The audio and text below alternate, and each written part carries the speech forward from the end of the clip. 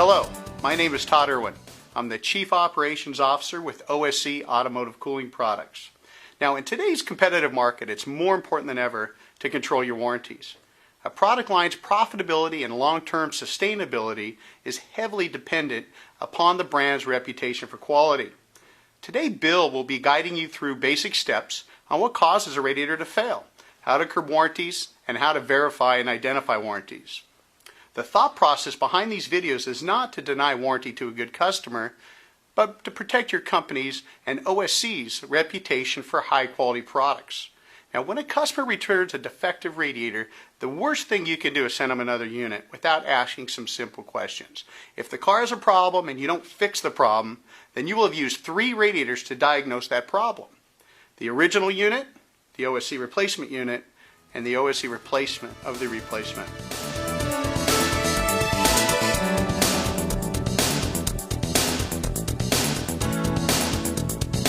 We're going to talk about the 3 leading causes of warranties.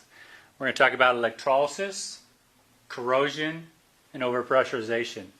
As you can see in front of me, this unit actually is a unit that's been hit by electrolysis. What is electrolysis? Basically, it's electrical current running through the cooling system, attacking the aluminum and the cladding on the inside of the tube itself, until eventually it wears through and causes holes throughout the system. Well, with electrolysis, it could be from numerical things. It can be from chemical, so an improper balance of pH balance in your coolant, so you get an acidity in the coolant and basically creating a battery out of your cooling system. Or it could be a ground wire that was taken off after a repair, or somebody's added some more equipment to it, as saying adding a radio or TVs or any kind of stereo system and not putting enough in there. A couple ways to identify the unit is, if you're looking at a heater core itself, you're going to notice black areas around the outside of the heater pipe or on the inside of the heater pipe.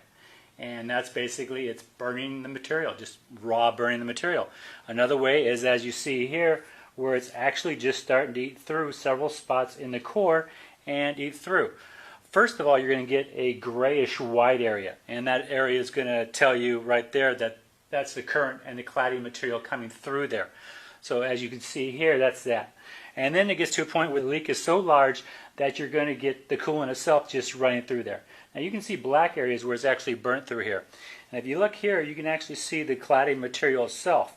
Well, what it's doing is it's eating the cladding material off the inside of the tubes across and depositing it on this side.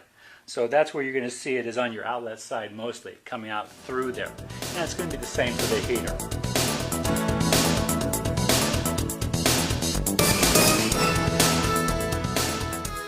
Okay, now with checking for electrolysis, well, there's many tools you can use. You can use a voltmeter, or you can use a coolant tool that's found in the open market made by LubeGuard. This is a red and green light. Very simple tools. Basically what you're going to do is you're going to go ahead and turn the car on, turn the cooling system on, preferably 2 people. One person inside the car, turning everything on and having it in drive with the parking brake on for safety.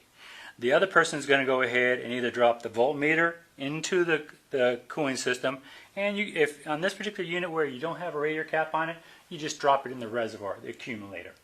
Or if it does have a cap on, you drop it in there. Okay, basically you're going to hook the black to your negative, and then you drop your positive in there.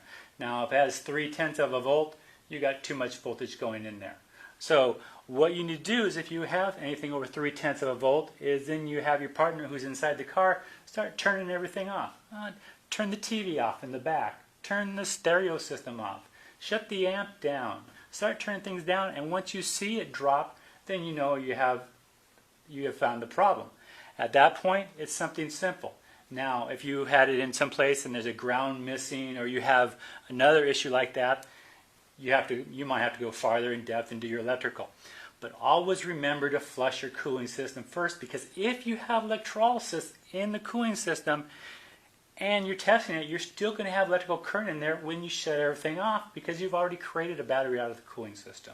So make sure you flush your cooling system before you start all these tests, or you're just going to get a positive every time.